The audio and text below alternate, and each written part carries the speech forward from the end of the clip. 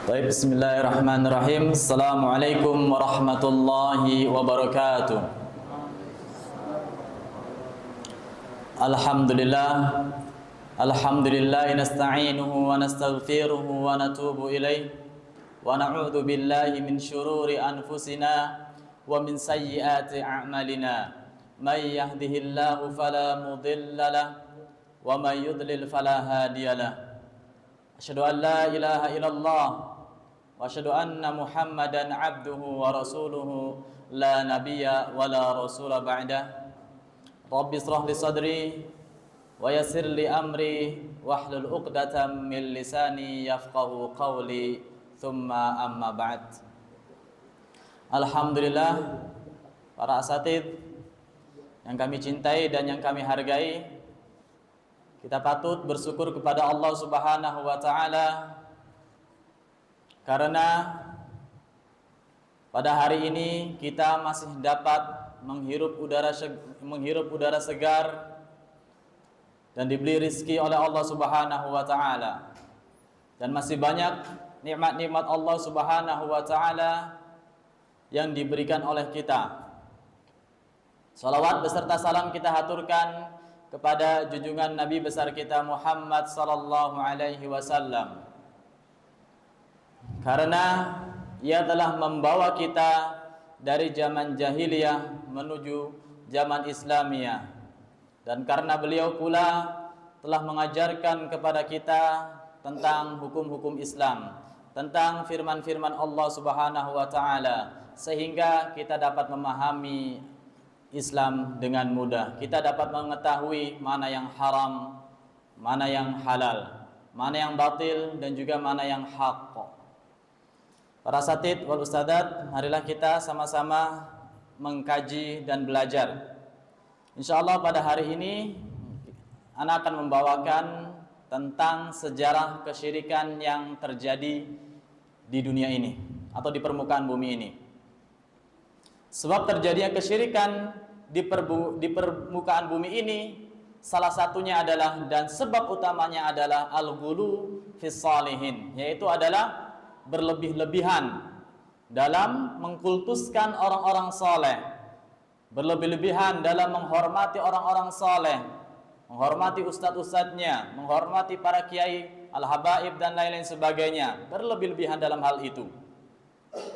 Seperti apa yang dikatakan oleh Syekh Muhammad Ibn Abdul Wahhab, ia berkata, al-ghulu bi ahli ilmi was-salihin al-mas'alah 13. Kaqaulihi ta'ala, ya ahlal kitabi la taghlu fi dinikum wa la taqulu 'ala Allahi illa bil haqq. Di sini Syekh Muhammad bin Abdul Wahhab berkata, berlebih-lebihan terhadap orang-orang ahlul ilmi atau orang-orang yang soleh, seperti yang difirmankan oleh Allah Subhanahu wa taala, ya ahlal kitab, wahai orang-orang ahli kitab, la taghlu fi dinikum, janganlah kalian berlebih-lebihan terhadap agama-agama kalian, wala taqulu 'ala Allahi illa bil haqq, dan janganlah kalian berkata atas nama Allah selain sesuatu yang benar.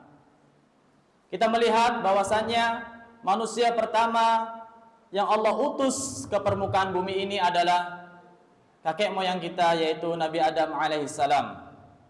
Kemudian dari Nabi Adam menikah dengan Hawa.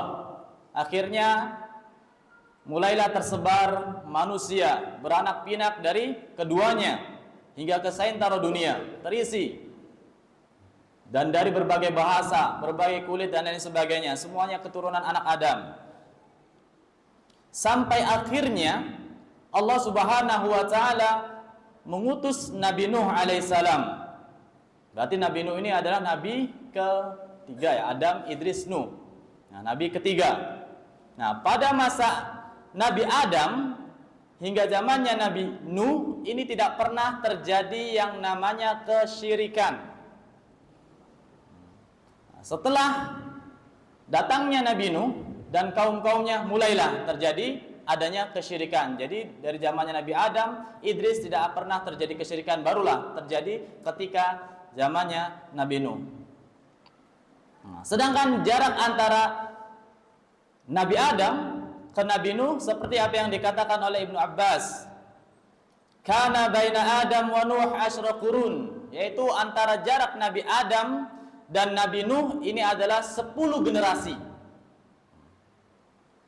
Jika kita menghitung, mengestimasi satu generasinya saja ini adalah 1000 tahun, karena kita mengetahui bahwasanya umur Nabi Adam ini sekitar 960 tahun. Karena yang 40 tahunnya ini dihadiahkan kepada Nabi Daud alaihissalam. Sehingga dalam riwayat yang sahih umurnya adalah 960 tahun. Sedangkan Nabi Nuhnya sendiri umurnya kurang lebih 1000 tahun. Karena Allah Subhanahu wa taala berfirman dalam surat Al-Ankabut, "Laqad arsalna Nuhan ila qaumihi." Kemudian kami mengutuskan Nabi Nuh alaihissalam kepada kaumnya, falabitha fihim, kemudian kaumnya hidup bersama mereka alfasanah, yaitu 1000 tahun lamanya, illa khamsata aman, 1000 kurang 5 tahun. Fa akhadahumut tufan wa hum zalimun. Kemudian Allah mengirim banjir karena perbuatan kezaliman mereka. Jadi orang-orang terdahulu tidak seperti zaman kita saat ini, kecil dan umurnya pun pendek. Adapun orang-orang terdahulu seperti Nabi Adam dan seterusnya, itu umurnya masih ribuan tahun. Bahkan kalau kita melihat di Jeddah, yang konon katanya tidak ada hadis Nabi SAW yang mengatakan itu adalah makamnya Siti Hawa. Karena Jeddah berasal dari kalimat bahasa Arab, ya. Jeddah yaitu nenek. Nah, maka di sana ada seperti simbol, yaitu simbol makam Siti Hawa. Tapi wallahu alam, ini apakah makamnya atau bukan? Yang jelas di situ ukurannya 80 meter panjang makam tersebut. Ya, namun tidak ada hadis yang mengatakan itu adalah makam. Namun diyakini itu adalah makam Siti Hawa. Ini terletak di Jeddah. Nah, Nabi Nuh sebelum diangkatnya menjadi Rasul, ada yang mengatakan umurnya 40 tahun. Ada juga yang mengatakan 200 tahun. Kemudian setelah kaumnya dibinasakan oleh banjir, kita bisa melihat sendiri sejarah Nabi Nuh alaihissalam ketika Allah Subhanahu wa taala mengirimkan banjir kepada kaumnya, bahkan anaknya sendiri tenggelam di hadapannya. Ini adalah salah satu ujian bagi seorang ayah. Ayahnya soleh, belum tentu anaknya pun soleh. Terkadang orang-orang yang soleh itu ujiannya pada anak dan istrinya. Nah, maka dalam Al-Quran, anak, istri itu terkadang menjadi fitnah buat diri kita.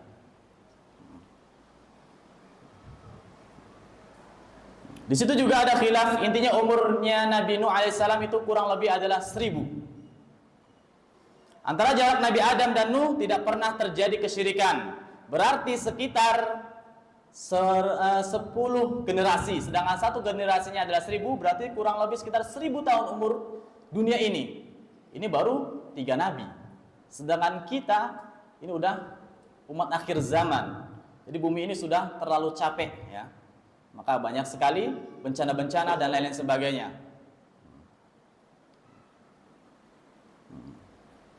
Seperti apa yang difirmankan oleh Allah Subhanahu wa taala, kanan nasu ummatan wahidah. Nah, di sini adalah bukti bahwasannya umat yang terdahulu dari zaman Nabi Adam hingga Nabi Nuh ini adalah umat yang satu. Kanan nasu, kana fi'il madhi, ya.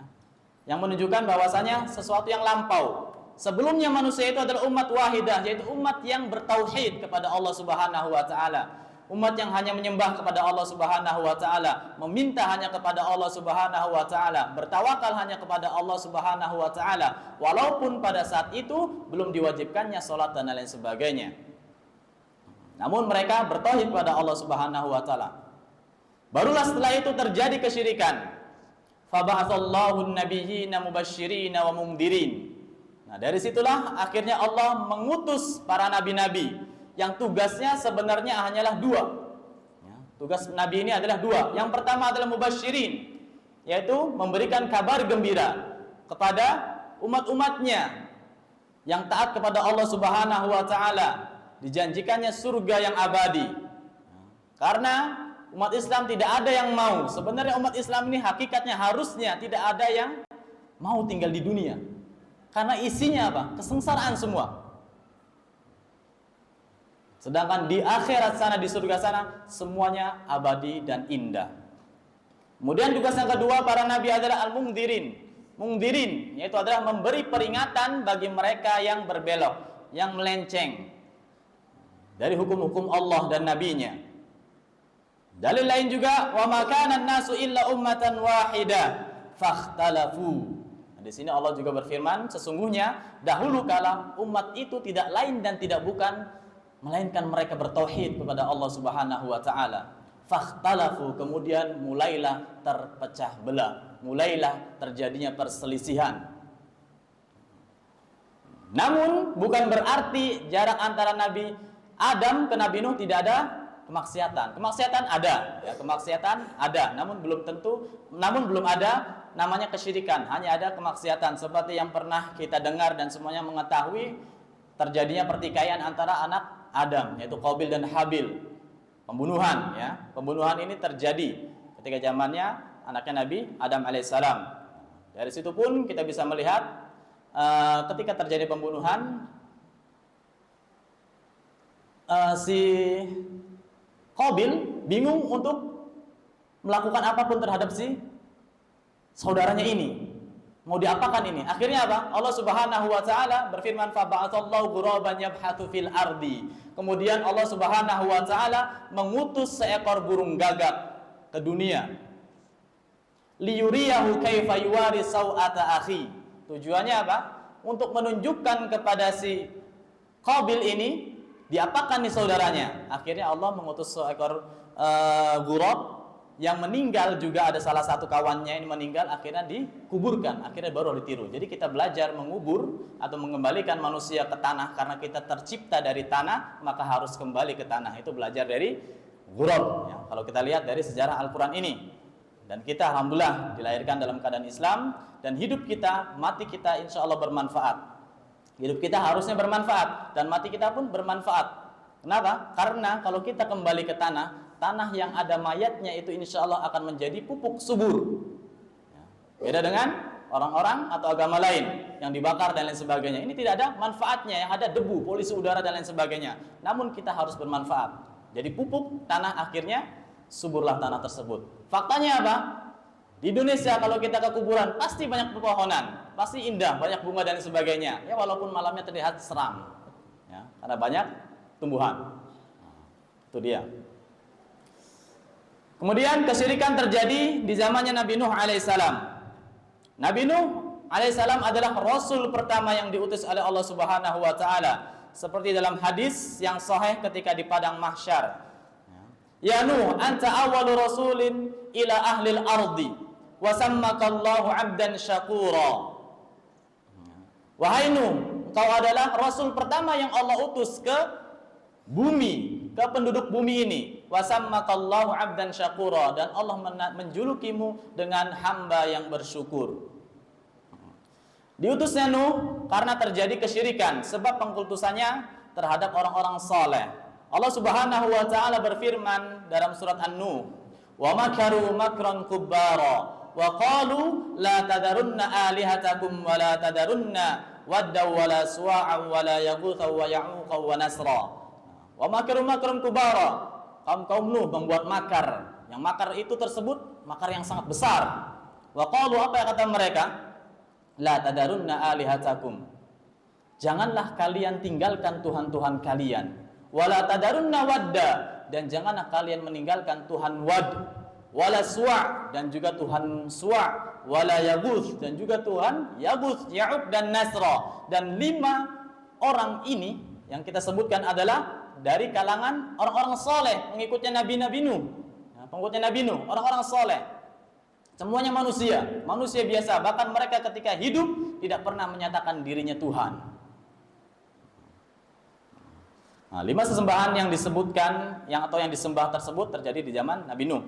Qala Ibnu Abbas di Sahih Bukhari, seperti apa yang dikatakan Ibnu Abbas di dalam sahihnya, di dalam Sahih Bukhari, haula'i asma'u rijalin salihin min qaumi Nuh. Mereka berlima adalah nama-nama pemuda, nama-nama orang saleh, yaitu dari kalangan kaumnya Nabi Nuh alaihissalam.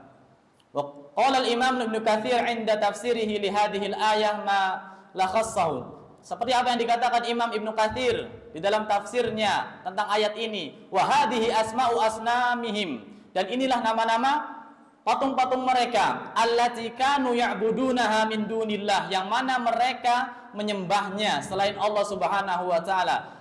Faqad rawa Bukhari an Ibnu Abbas, begitu juga yang diriwayatkan dari Bukhari dari Ibnu Abbas, saratil authan allati kanat fi qaumi Nuh fil Arab ba'd, yaitu mereka menjadi patung-patung yang terjadi di karangan kaumnya Nabi Nuh alaihissalam di Arab. Amma Wud, sedangkan Wud, fakanat liqabilati Bani Kilab bidumatil jandal. Sedangkan Wud ini adalah orang manusia dari kabilah Bani Kilab bidumatil jandal, yang terletak di daerah Dumatil Jandal, ini nama daerah. Wa amma Suwa', sedangkan Suwa' fakanat li Hudzail, ini dari Bani Hudzail. Wa amma Yaguth, sedangkan Yaguth fakanat li Bani Ghatif, ini dari kalangan Bani Ghatif. Wa amma Ya'uq, sedangkan Ya'uq orang ini fakanat li Hamdan, dari kalangan Bani Hamdan. Wa amma Nasr fakanat li Humair, atau Himyar di sini ya. Jadi sedangkan Nasr ini dari kabilah Himyar. Wahia asma'u rijalin salihin min qaumi Nuh, dan mereka semua nama-nama tersebut, 5 orang tersebut dari kaumnya Nabi Nuh alaihissalam. Falamma halaku, setelah mereka yang berlima tersebut meninggal dunia, auha syaitan ila qaumihi, kemudian akhirnya syaitan dan bala tentaranya mewahyukan atau membisikkan kepada kaumnya, yaitu atau pengikutnya atau murid-muridnya, anin sabu ila majalisihim allati kanu yajlisuna 'alaiha ansaba, yaitu untuk dibuatkan patung di majlis-majlis mereka, baik itu tempat nongkrongnya, baik itu tempat kajiannya, baik itu tempat ngopinya dan lain sebagainya. Ibarat kata seperti itu, dibuatkanlah patung. Wasammuha bi asma'ihim fafa'alu, dan namakanlah patung-patung tersebut dengan nama-nama 5 orang soleh tersebut. Ini kata setan dan bala tentaranya. Wa qala Ibnu Jarir, kemudian dari Ibnu Jarir berkata, kanu qauman salihin baina Adam wa Nuh, yaitu mereka adalah orang-orang soleh atau kaum yang soleh di antara Nabi Adam, di antara jarak Nabi Adam dan Nabi Nuh, paling soleh. Wa kana lahum atba'u yaqtaduna bihim, dan 5 orang soleh tersebut yang kita sebutkan, ada Wad, Yaguth, Ya'uq, Nasra, ini memiliki pengikut, yaitu memiliki murid-murid.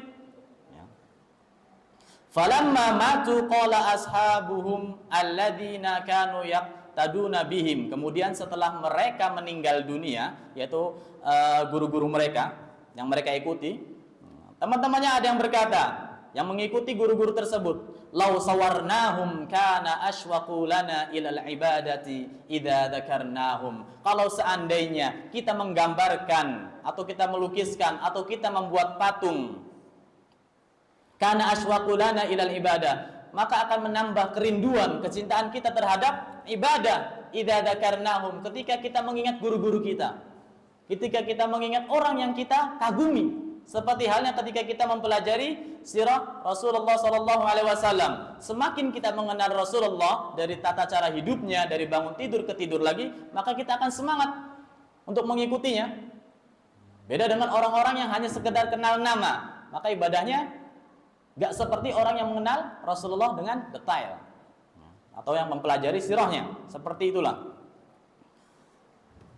Fasawwaruhum, akhirnya mereka membuat patung tersebut.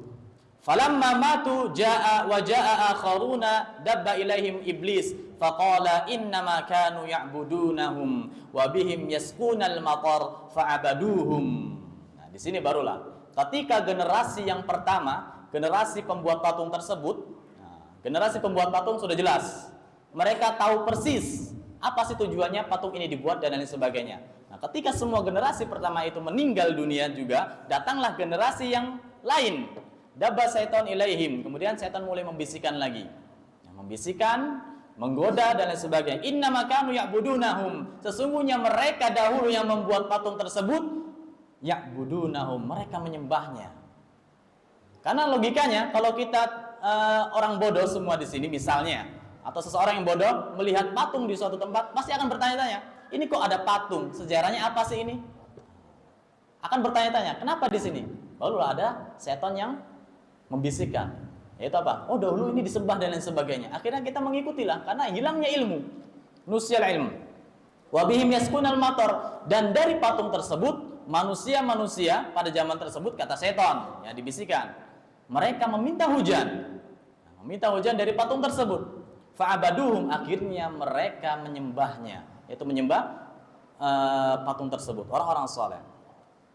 Qala Ibnu Abbas, kemudian Ibnu Abbas pun berkata kembali, falamma halaka ulaika wa nusiyal ilmu fa'ubidat. Nah, di sini kita mulai tahu, ketika generasi pertama meninggal dunia atau generasi pencetus dan yang tahu sejarah hal tersebut meninggal dunia, nusiyal ilm, akhirnya ilmu dilupakan oleh setan. Fa'ubidat, akhirnya patung-patung tersebut disembah. Lalu apa saja tahapan setan untuk penyesatannya? Di sini kita mengetahui ya, namanya setan ini menggoda manusia. Salah satu mungkin kita katakan setan ini adalah salah satu makhluk Tuhan yang paling sabar dalam menggoda manusia. Sangat-sangat sabar.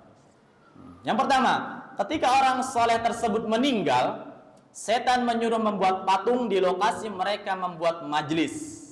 Nah, di sini kita mengetahui bahwasanya setan tidak langsung menyuruhnya untuk membuat kesyirikan, dan ini terjadi di Indonesia.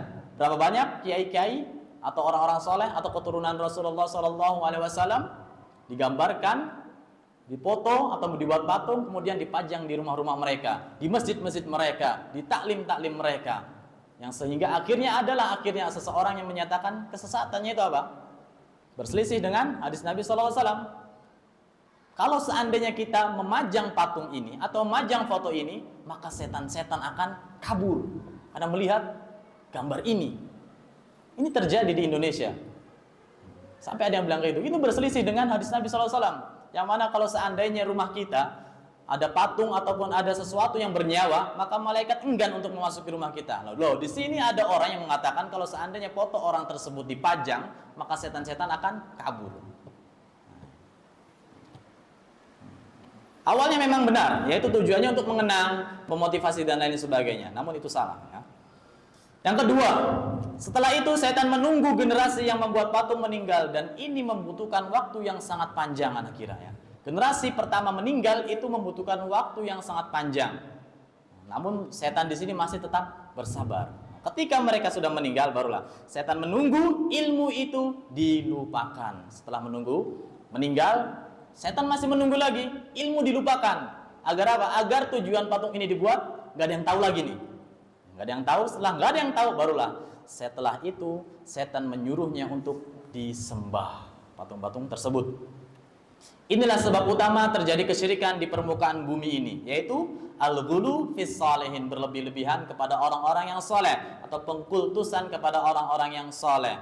Nah, sekarang apa buktinya kesyirikan itu? Sejarahnya seperti itu. Nah, sekarang Anda akan memaparkan sedikit mungkin kesyirikan-kesyirikan yang terjadi di permukaan bumi ini, yang mungkin kita sudah tidak asing mendengarnya. Yang pertama, Siddhartha Gautama.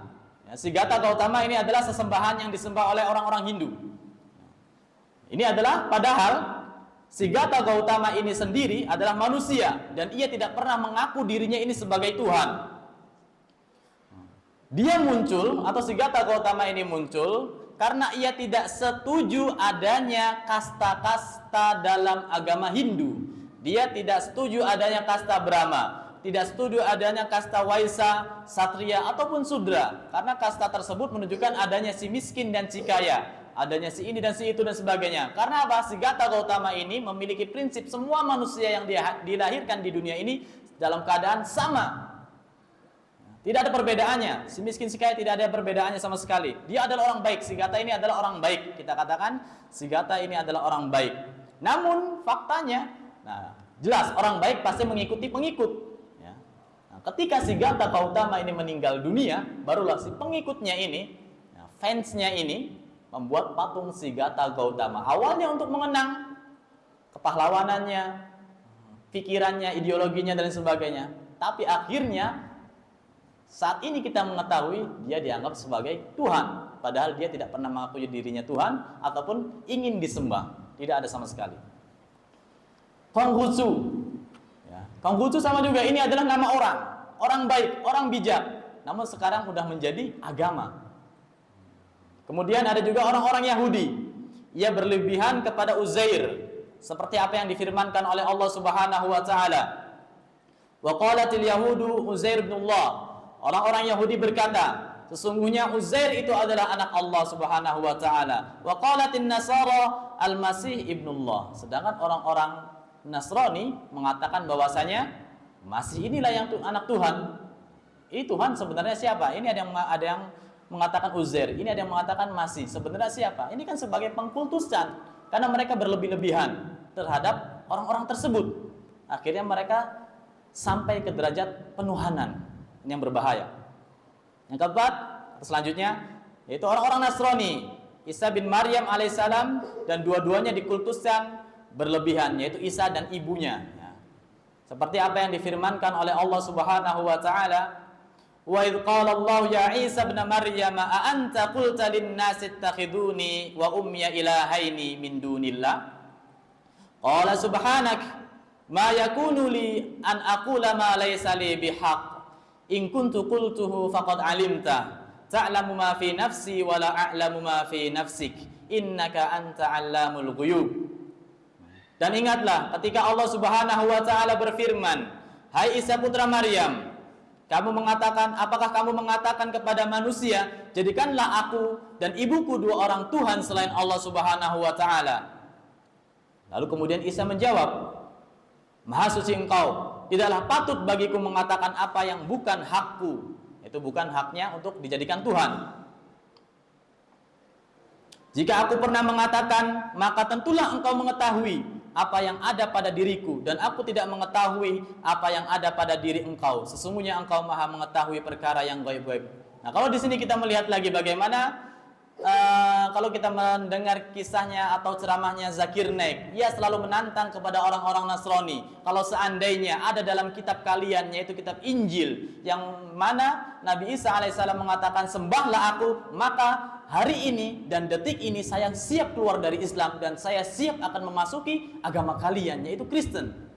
Namun tidak ada satupun dari kalangan orang-orang Nasrani yang bisa menjawab hal tersebut. Kenapa? Karena tidak ada satupun dalam kitab Injilnya yang mengatakan bahwasanya sembahlah aku. Itu dari pernyataan Nabi Isa sendiri. Sedangkan di dalam Al-Quran sudah terlalu banyak Allah mengatakan sembahlah aku adalah Tuhanmu, dan lain-lain sebagainya. Ini sudah jelas.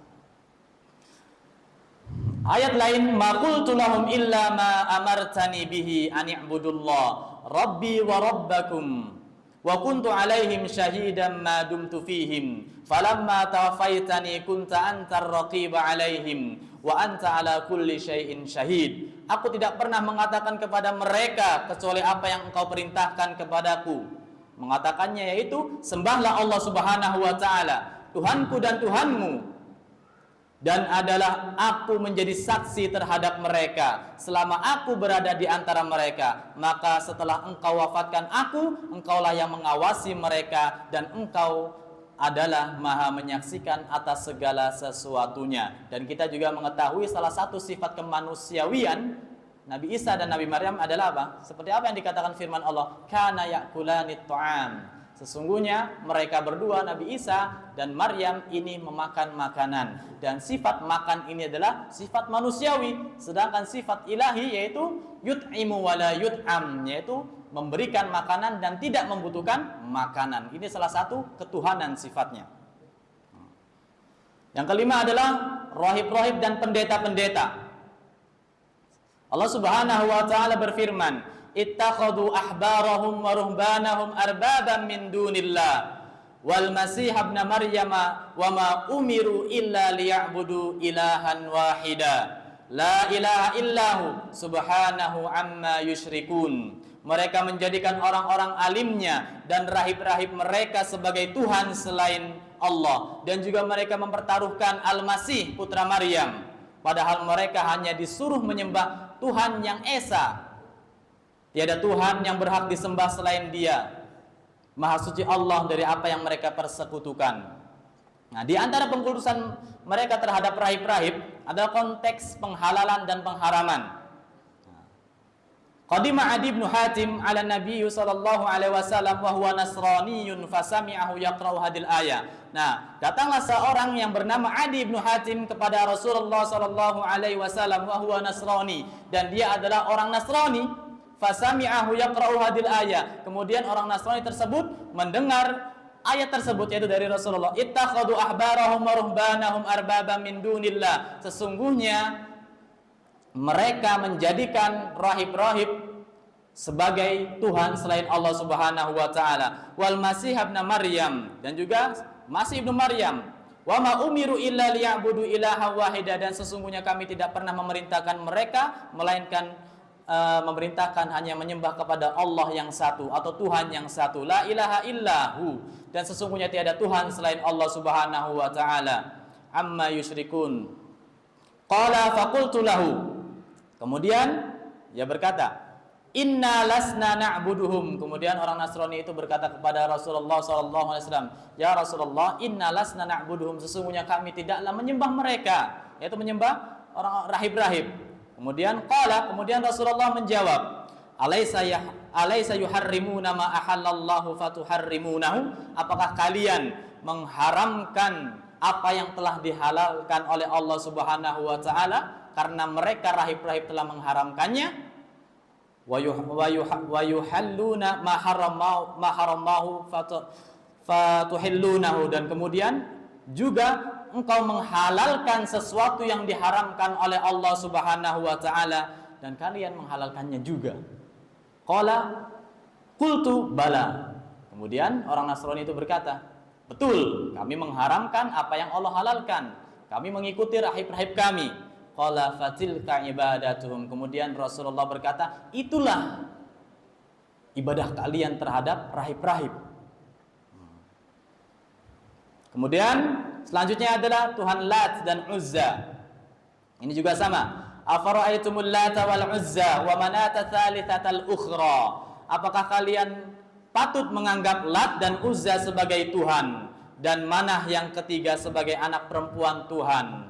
Qala Ibnu Abbas. Kemudian Ibnu Abbas pun berkata, kana yalisu suq lil hujjat, yang mana Lat dan Uzza ini adalah manusia biasa, ya, yang mana mereka dahulunya sering memberikan minuman kepada jamaah haji, orang-orang baik, seperti pamannya Nabi Muhammad SAW kalau tidak salah. Itu salah satu tugasnya adalah memberikan air kepada jamaah haji, dan ini pun menjadi tradisi bangsa Arab. Ketika ada musim haji, mereka bersedekah air di jalanan, di mana-mana. Ini sudah menjadi tradisi dari orang-orang terdahulu. Setelah beliau atau Lat dan Uzza meninggal, barulah dibuatkan patung dan akhirnya disembah. Itulah kenapa Rasulullah selalu mewanti-wanti agar tidak dibuatkan patung, baik itu niatnya baik dan lain sebagainya, karena dikhawatirkan orang setelah kita itu menyembahnya. Qala ta'ala ya ahlal kitab la taghlu fi dinikum wa la taqulu 'ala Allahi illa bil haqq. Wahai orang-orang ahli kitab, janganlah kalian berlebih-lebihan dalam agama kalian, dalam menjalani agama kalian. Wa la taqulu 'ala Allahi illa bil haqq. Janganlah sesekali kalian berkata atas nama Allah selain sesuatu yang benar. Dan kesyirikan yang terjadi pada zaman sekarang pun sama, di antaranya adalah Syiah Rafidhah. Ya, kesyirikan zaman sekarang yang terjadi seperti halnya Syiah Rafidhah, yang mana mereka mengkultuskan Ali bin Abi Thalib dan juga Hasan dan Husain berlebih-lebihan, dan akhirnya mereka mentuhankan Ali dan Hasan dan Husain karena berlebih-lebihan. Bahkan mereka berani menyatakan Jibril salah alamat. Harusnya Jibril mewahyukan wahyu terhadap Ali, bukan kepada Nabi Muhammad SAW. Ini pernyataan mereka, sampai berani Jibril mengatakan Jibril salah alamat. Ini kan muskilah, masalah besar. Yang ke-8 adalah pengkultusan kepada wali-wali. Ini yang sering juga terjadi di Indonesia, yang terjadi kesyirikan pada zaman sekarang, pengkultusan atau berlebih-lebihan terhadap kisah wali-wali. Kalau kita melihat kisah-kisah mereka itu seperti apa, ada yang bisa berjalan di atas air, padahal kita naik perahu aja belum tentu selamat sampai ujung, kadang tenggelam dan sebagainya. Ini gimana ceritanya mereka bisa berjalan di atas air? Bahkan ada juga kisah mereka, orang-orang tersebut mengatakan setiap hari Jumat dia sholatnya di Mekah, padahal Jumat nggak ke masjid dan sebagainya, bilang sholatnya lagi di Mekah. Tujuannya untuk mengelabui manusia.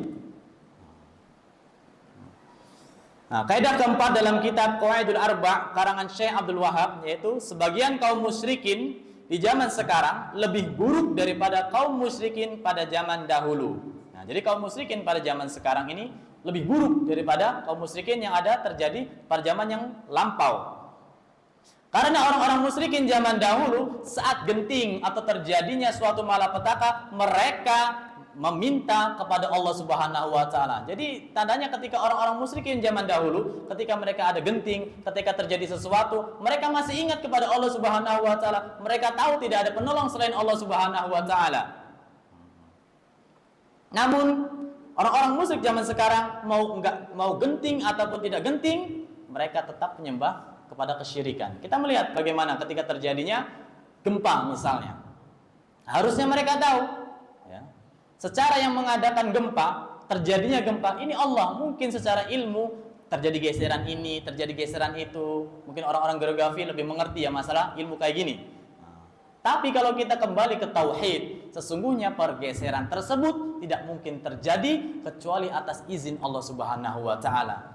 Nah, maka sudah selayaknya dan seharusnya sejatinya kaum muslimin ketika terjadi hal tersebut, maka kita kembali kepada Allah Subhanahu wa taala. Mereka malah justru menyembelih kepala kerbau kemudian diberikan kepada penjaga gunung tersebut.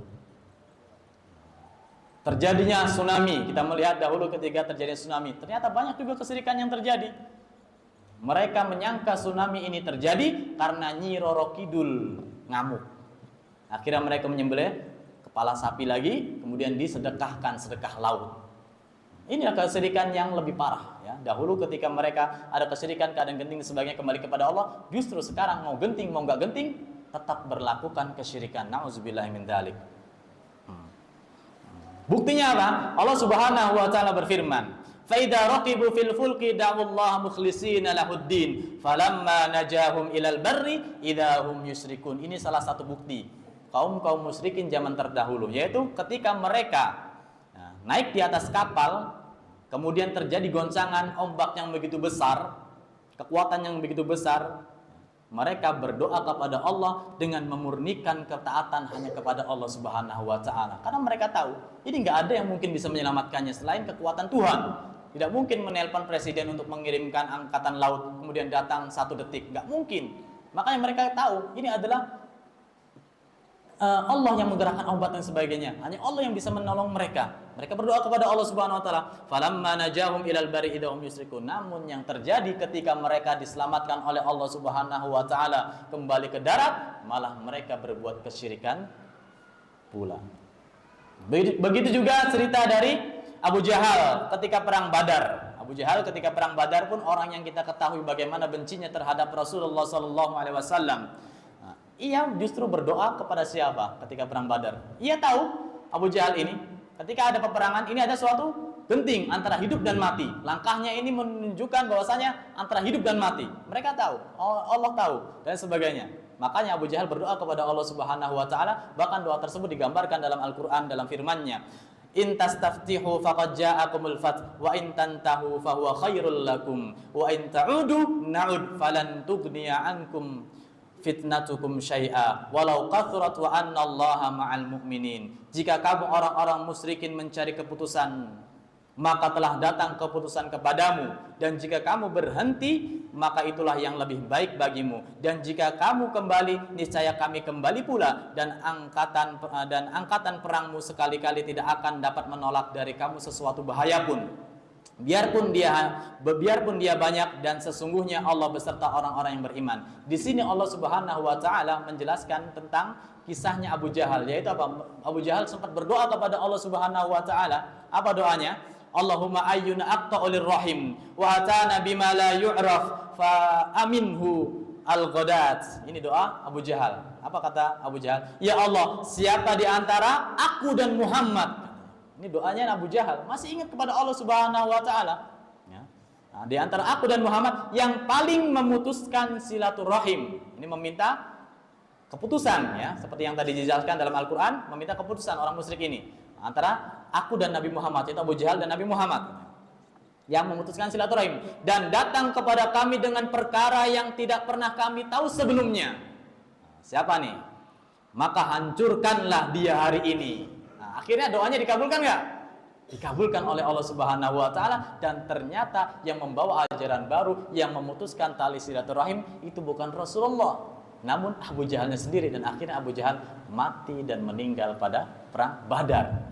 Itulah kebijakan atau pemutusan dari Allah Subhanahu wa taala atas doanya sendiri. Ya, kemudian datanglah keputusan dari Allah dalam surat Al-Anfal tadi, maka Allah hancurkan Abu Jahal dan bala tentaranya. Ini Abu Jahal dalam masa yang genting. Ia meminta pertolongan hanya kepada Allah Subhanahu wa taala. Namun ternyata ada kesyirikan zaman sekarang, dalam keadaan genting maupun enggak malah minta tolong pada jin, kepada laut, kepada pepohonan dan lain-lain sebagainya. Ini adalah seburuk-buruk manusia yang terjadi pada zaman sekarang. Logikanya lagi, ada orang yang mengkeramatkan sebuah sumur sampai meminta air kepada dia, minta air kepada sumur tersebut, katanya bisa mencucikan dan lain-lain sebagainya. Padahal kalau kita ingin mengkeramatkan sumur tersebut, bisa membawa kebahagiaan, bisa mengabuli doa dan sebagainya, kenapa kita tidak mengkeramatkan orang yang membuatnya? Bukankah orang yang membuat sumur itu lebih hebat daripada sumurnya? Kenapa kita tidak mencari orang yang membuat sumur ini? Dia bisa menciptakan sesuatu yang keramat. Tapi faktanya tidak. Orang yang membuat sumur ini, tukang-tukang biasa saja, bahkan hidupnya mungkin seperti itu saja, makan di pinggir jalan dan lain sebagainya. Tidak ada yang mengkeramatkan, padahal dia yang membuat sumur tersebut. Ini juga suatu kebodohan. Begitu juga 4 ulama yang menyatakan tentang masalah ini di negeri-negerinya yang berbeda. Yang pertama adalah Syekh Muhammad bin Abdul Wahab. Beliau tinggal di Najd, dan kampung beliau ada kuburan yang bernama Zaid bin Khattab, saudaranya Umar bin Khattab, yang kalau tidak salah beliau mati syahid pada perang Yamamah. Dan masyarakat setiap ada kondisi genting, mereka mendatangi kuburan tersebut dan meminta kepada Zaid bin Khattab, dan Syekh Muhammad bin Abdul Wahab pergi ke kuburan tersebut sambil berkata, Allahumma khairun min Zaid, Allahu khairun min Zaid, sesungguhnya Allah lebih baik daripada Zaid. Agar mereka berpikir, tujuannya Syekh Muhammad bin Abdul Wahab datang ke kuburannya bukan untuk mempraktekkan seperti masyarakat praktekkan, namun apa? Mengucapkan Allahu khairun min Zaid, sesungguhnya Allah lebih baik daripada Zaid.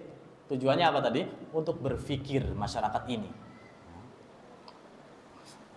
Tapi mereka tetap melakukan kesyirikan. Kesyirikan ini lebih parah daripada kesyirikan yang ada pada zaman jahiliyah. Dan anak pun pernah melihat sendiri. Karena rumah anak pun kebetulan di dekat Sunan Gunung Jati, ya, dekat banget dengan Sunan Gunung Jati. Suatu waktu anak penasaran, anak baru sekali seumur hidup ke Sunan Gunung Jati, masuk ke dalamnya malam-malam. Itu ternyata di sana banyak orang nangis. Dan ketika anak di Mekah pun keadaannya hampir sama. Di Mekah banyak nangis, ternyata di kuburan juga banyak nangis. Jadi seolah-olah itu kiblat mereka. Ini bahaya, muter pada nangis. Sujud-sujud ibu-ibu dan lain sebagainya. Bahkan mereka melemparkan uang dan sebagainya. Dan dilihat dari penjaganya mengambil uangnya. Ini yang terjadi di sunan-sunan, gak tahu yang sunan yang lain. Anak baru satu yang anak masuk, yaitu Sunan Gunung Jati, karena dekat rumah anak. Dan ini fakta yang terjadi juga. Di tempat-tempat seperti itu mereka meminta. Bahkan ada yang meminta tentang agar hamil. Anak pernah juga tanya-tanya ke masyarakat setempat. Kebetulan ada teman juga yang lebih dekat lagi rumahnya. Ini sumur didatangi orang untuk apa? Katanya banyak orang yang minta di sumur tersebut airnya dijual, harganya mahal.